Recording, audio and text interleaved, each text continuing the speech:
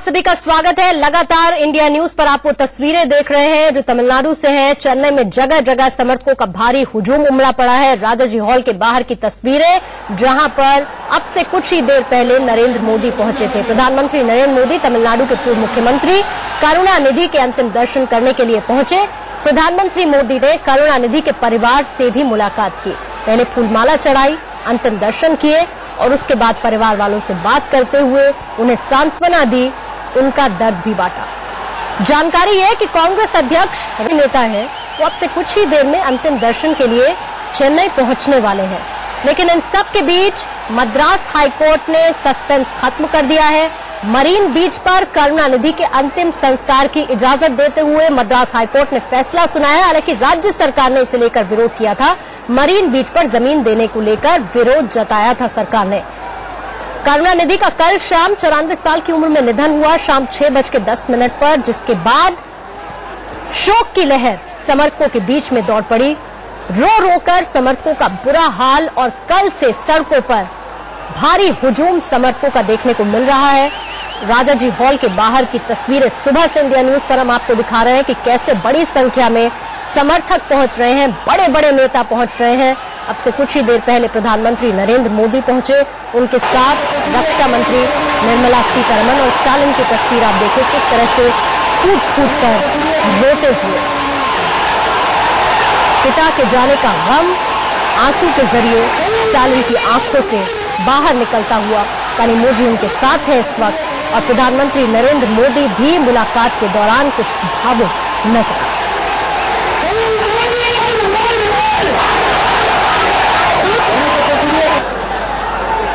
ये देखिए, पार्थिव शरीर रखा गया है करुणानिधि का, और ये समर्थक हैं, किस तरह से रोते बिलखते समर्थक। इतनी भारी भीड़ समर्थकों की एक बार अंतिम दर्शन करना चाहते हैं वो अपने नेता के। बहुत बुरा हाल है समर्थकों का, रो रो कर चिल्ला रहे हैं, सड़कों पर हुजूम उमड़ा पड़ा है, भारी भीड़ मौजूद है। राजाजी हॉल के बाहर की तस्वीरें, जहां समर्थक दुख में है, गम में है, उनके नेता के चले जाने को लेकर रो रो कर उनका बुरा हाल है।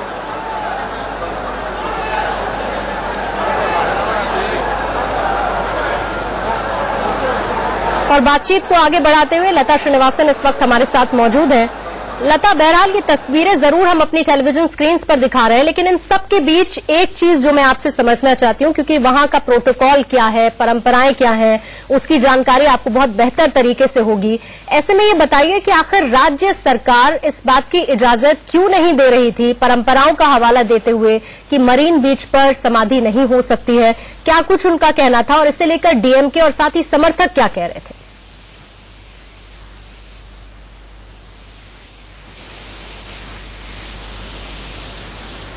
पॉलिटिकल लीडर के जब उनका देहांत हुआ था, रिक्वेस्ट था कि उनको भी समाधि बनाने के लिए और डीएमके करुणानिधि ने डिक्लाइन कर दिया।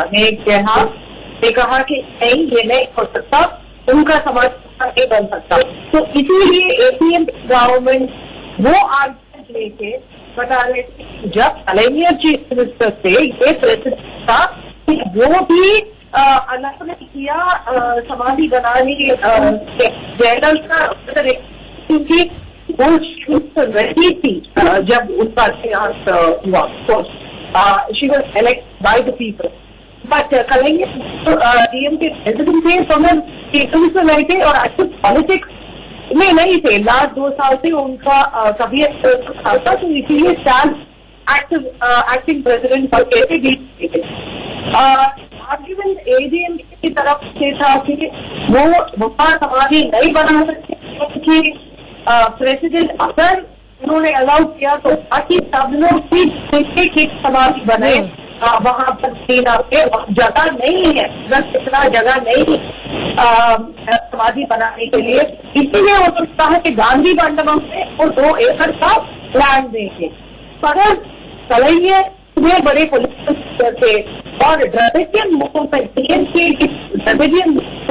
के लास्ट लीडर पेरियार, अट्टा और कलिंगन, यही 3 लोग थे जो द्रविडियन मूवमेंट के फाउंडर लीडर थे।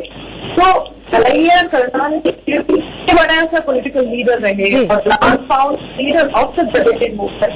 डीएमके कह रहे नहीं, ये नहीं हो सकता कि किसी पॉलिटिकल लीडर को अन्ना के साथ ही समाज के पास ही होना चाहिए, अलग से होने देंगे। तो आर्ग्यूमेंट इसी पे था और उनका राइट टू प्लेस अन्ना के पास ही है और इसीलिए ठीक है लता, यानी कि ये सब बातें जो है वो डीएमके की तरफ से की जा रही थी और राज्य सरकार की बहरहाल इसे लेकर अपनी दलीलें थी। एक चीज और लता, अगर आप समझा पाए तो क्या ये कहना सही होगा कि करुणानिधि एक मोटिवेटर के तौर पर थे, क्योंकि जैसा कि बात स्टालिन की तरफ से कही गई, उन्होंने कहा कि आप हमें लड़खड़ाते हुए छोड़कर चले गए हैं और उसके साथ उन्होंने ये भी कहा कि मैं जीवन भर आपको एक लीडर के तौर पर देखता रहा, लेकिन क्या मैं आपको एक बार अप्पा कह के बुला सकता हूं। उसमें दोनों चीजें दिखी, यानी कि पार्टी के लिए और मुझे लगता है पूरे तमिलनाडु के लिए एक मोटिवेटर के तौर पर करुणानिधि रहे और दूसरी तरफ एक बेटे के तौर पे स्टालिन की भावनाएं अब निकलकर बाहर सामने आई। जब करुणानिधि 14 साल से पॉलिटिक्स में है तो स्टालिन जब पैदा हुआ था तो वो पॉलिटिकल फैमिली में पैदा हुआ था, तो उन्होंने अपने फादर को एज अ लीडर ही देखा है, एज अ पॉलिटिकल लीडर। और स्टालिन और आईगिरी और कनिमोझी सब जो आज पॉलिटिक्स में हैं वो उनके लिए उनके पिताजी के अलग वो पॉलिटिकल लीडर थे, वो डीएमके पार्टी के प्रेसिडेंट थे। तो इसीलिए जो भी आज वो है कनिमोझी, आईगिरी और स्टालिन, उनके पॉलिटिकल पोजीशन जो आज है नेशनल पॉलिटिक्स में और तमिलनाडु पॉलिटिक्स में, it's all time to Kanhaiya. वो उनके पिताजी कलेक्टर करुणानिधि के ही वजह से वो लोग बड़े पॉलिटिकल राज बने। और जहां तक तमिलनाडु का सवाल है, the people, the cadres, DMK cadres और जो भी करुणानिधि को इलेक्ट किए थे 5 दफा मिनिस्टर एज मिनिस्टर, एक ऐसे पॉलिटिकल लीडर वो समझ सकते हैं आम जनता को, उनके फीलिंग को, उनके सेंटिमेंट्स को। करुणानिधि एक एथीइस्ट, ही वाज नॉट रिलीजियस, वो एथीइस्ट थे, मगर वो सबके वेलफेयर उनका बड़ा थीम था।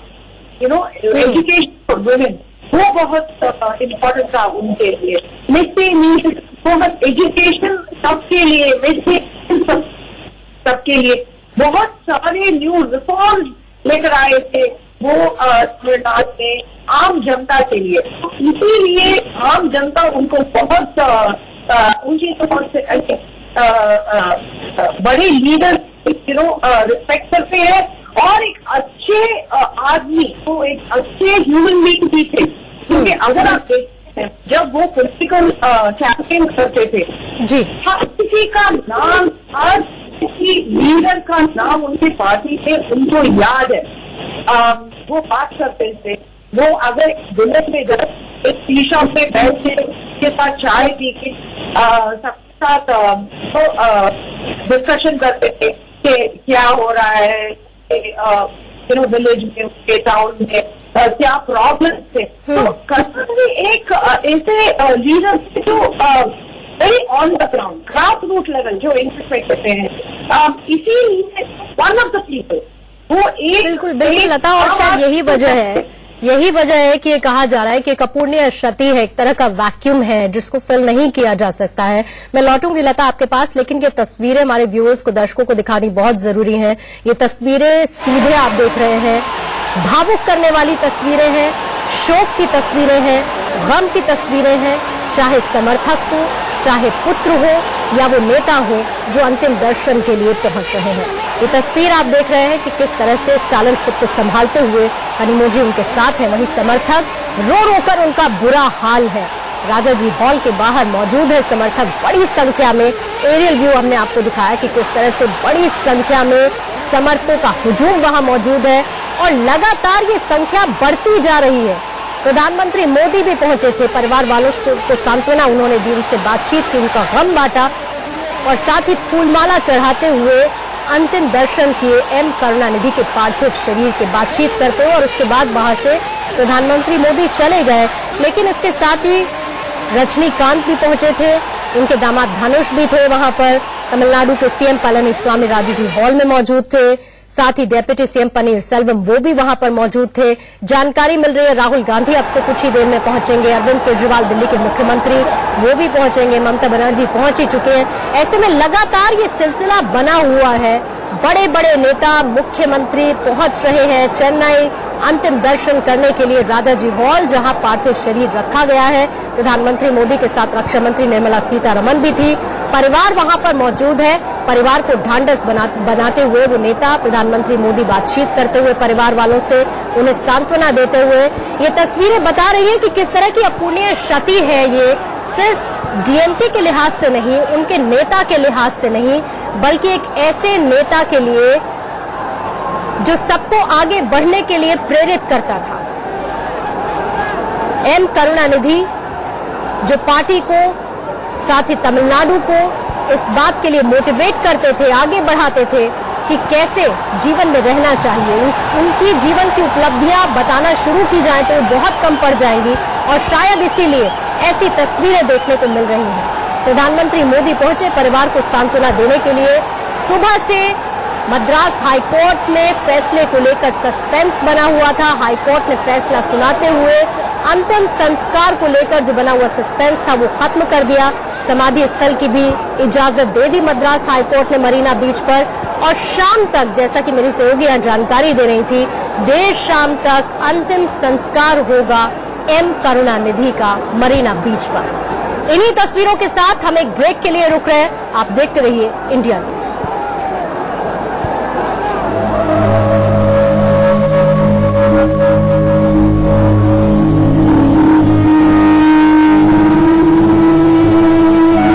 ब्रेक के बाद आप सभी का स्वागत है इंडिया न्यूज पर। ये बड़ी कवरेज लगातार जारी है और इस कवरेज को आगे बढ़ाते हुए मेरे साथ इस वक्त स्टूडियो में मौजूद है टीके राजलक्ष्मी। आप डेप्यूटी एडिटर है फ्रंटलाइन के और साथ ही सीनियर जर्नलिस्ट भी हैं। मैम बहुत बहुत स्वागत है आपका। और साथ ही लता श्री भी हमारे साथ मौजूद है, लगातार उनसे भी हम बातचीत कर रहे हैं। लेकिन शुरुआत राजलक्ष्मी जी आपसे करना चाहूंगी। एक तरह से आप ये कहना क्या सही होगा कि तमिलनाडु की राजनीति का एक युग खत्म हो चुका है? ऐसे में अब सबसे बड़ी चर्चा इस बात की चल रही है कि जो वैक्यूम क्रिएट हुआ है वो कैसे फिल होगा, करुणानिधि की कमी को कैसे पूरा किया जाएगा, और इन सबके बीच में अब डीएमके को आगे आप कैसे देखती हैं? देखिए पूर्णिमा, ऐसा है कि एक युग खत्म होता है और एक युग की शुरुआत भी हुई है एक हिसाब से अगर देखा जाए तो। और डीएमके के जो उत्तराधिकारी हैं स्टालिन, वो जो है वर्किंग प्रेसिडेंट के पद पर नियुक्त हो ही चुके थे एक हिसाब से देखा जाए तो उसमें मुझे नहीं लगता है कि ज्यादा जो है टाइम लगेगा उनको पद को पूरी तरीके से जो है संभालने में। और उनकी तो पार्टी ऑर्गेनाइजेशन पर जो उनका संगठन है, पार्टी का संगठन है, उस पर उनका काफी अच्छा कंट्रोल है। और क्योंकि एक्सपीरियंस भी है, वो स्टूडेंट जब थे तो उन्होंने स्टूडेंट लीडर जो डीएमके का जो यूथ विंग है उसको उन्होंने संभाला। तो ऐसा है कि वो नीचे से ऊपर आए हैं एक हिसाब से देखा जाए तो वो पूरा तजुर्बा उनके पास है, उनकी जो पार्टी में क्या करना है और पार्टी के सिद्धांत क्या है, पार्टी का स्ट्रक्चर क्या है, तो उसमें मुझे नहीं लगता है कि ज्यादा टाइम लगेगा उनको उस रोल में ढल पाना। तो जो एआईडीएमके के साथ हुआ उस प्रकार का क्राइसिस जो है, मुझे नहीं लगता कि डीएमके में ऐसा कुछ होगा। और जहां तक आपने भी देखा, हम लोग सब ने देखा, इतने भारी तादाद में जो है सपोर्ट ये जो लोग शोक प्रकट करने के लिए आए हैं, तो ये बात तो बिल्कुल साफ है कि डीएमके का आधार जो है वो अपनी जगह है। डीएमके का ऑर्गेनाइजेशन गजब इतिहास आप तमिलनाडु का कह सकते हैं, उन्होंने लिखा। लेकिन एक और बहुत इंटरेस्टिंग फैक्ट है जिस पर मैं बातचीत आपसे करना चाहूंगी राजलक्ष्मी, कि जब सबसे पहले विधायक के तौर पर शपथ ग्रहण की थी एम करुणानिधि ने, उस वक्त प्रधानमंत्री नेहरू हुआ करते थे। और आज जब अंतिम सांस ली उन्होंने तो प्रधानमंत्री मोदी है, अंतिम दर्शन के लिए पहुंचे, उसकी तस्वीरें हमने देखी। लेकिन एक 60 साल के वक्त में, मतलब एक तरह से हम ये कह सकते हैं कि एम करुणानिधि गवाह बने उस बदलते समय के, बदलती राजनीति के। बिल्कुल एक पूरा मतलब सेंचुरी आप अगर आप कह सकते हो उस हिसाब से, क्योंकि उन्होंने अपनी राजनीतिक जो जीवन है वो बहुत ही एक कम उम्र से उन्होंने शुरुआत की थी, मतलब 14 साल की उम्र से उन्होंने शुरुआत की थी और वो जो है लगातार संघर्ष करते रहे। ऐसी बात नहीं कि संघर्ष का दौर खत्म हुआ। तो ये जो लंबा दौर है, जी हाँ, उस टाइम नेहरू जी थे और अभी एक दूसरा युग है, पर उनके जो मूल जो सिद्धांत थे उसको लेते हुए वो आगे बढ़े हैं। उसके साथ उन्होंने कॉम्प्रोमाइज जो है लगभग नहीं किया। जो आज ये तो बात अलग है कि जो है द्रविडियन मूवमेंट पहले कहाँ था और अभी कहाँ है, और द्रविड़ पार्टीज जो है वो पहले कहाँ थी और अब क्या है, सिद्धांत में भी जो है बदलाव आया है। तो ये सारी चीजें अपनी जगह है, उसका भी विश्लेषण होना चाहिए मेरे हिसाब से, और लोग भी करेंगे, आने वाले दिनों में करेंगे। पर उन्होंने जो एक अपने पीछे जो पूरा जो छोड़ा है, उसको उनके उत्तराधिकारी को आगे भी जो है लेकिन आप क्या देखती हैं राजलक्ष्मी कि अब एम करुणानिधि के चले जाने के बाद पॉलिटिकली राजनीतिक तौर पर एक ओपन ग्राउंड है तमिलनाडु में, यानी कि बहुत सारी पॉसिबिलिटीज हैं, बहुत सारे बदलाव भी मुमकिन है, एक तरह का ओपन ग्राउंड है, मैदान खुला छोड़ गए हैं एम करुणानिधि? जी देखिए, ऐसा है कि बहुत दिनों से ये चर्चा भी जो है चल रही थी कि क्या डीएमके और एआईडीएमके के अलावा कोई विकल्प पैदा हो सकता है कि नहीं। और दो बहुत बड़े सितारे तमिलनाडु के उन्होंने भी इंटरेस्ट दिखाया है राजनीति में, तमिलनाडु की राजनीति में। पर ये सवाल भी उठता है कि आज ये बात में कोई मतलब शक नहीं है कि इनके जो है चले जाने से एक बहुत बड़ा एक शून्य पैदा हुआ है। डीएमके के लिए भी शून्य पैदा हुआ है, क्योंकि बहुत मेंटर थे वो, एक हिसाब से देखा जाए, और उनका रहना और वो एक्टिव थे, वो अंतिम दौर तक वो लिखते रहे, वो एक कॉन्टैक्ट उनका जो है उनकी लेखनी के जरिए जो है बना रहा, और उन्होंने पार्टी को जो है टूटने नहीं दिया। तो वो एक संकेत है पार्टी काडर को भी और ऑर्गेनाइजेशन को भी, और जो आने वाले जो कमान संभालेंगे कि जो है पार्टी को तोड़ने से कैसे जो है बचाना चाहिए, ये उनको जो है ये एक बहुत बड़ा चैलेंज भी रहेगा। पर मेरे हिसाब से ऐसा कोई जो क्राइसिस नहीं मतलब नजर आता है। बिल्कुल, आप हमारे साथ रहेगा राजलक्ष्मी, बातचीत हम आगे बढ़ाएंगे, साथ ही लतर्षि भी हमारे साथ मौजूद है। लेकिन ये तस्वीरें दो तरह की, एक पहली तस्वीर वो याद आती है जब जयललिता जब वो नहीं रही थी और उसके बाद कैसे समर्थकों का हुजूम उमड़ा था। आज की ये एक तस्वीर है जब एम करुणानिधि नहीं रहे और उनके पार्थिव शरीर के लिए बड़ी संख्या में लोग पहुंच रहे हैं। चर्चा हम आगे बढ़ाएंगे, लेकिन फिलहाल इन्हीं तस्वीरों के साथ एक ब्रेक के लिए रुक रहे हैं, लौटेंगे फौरन।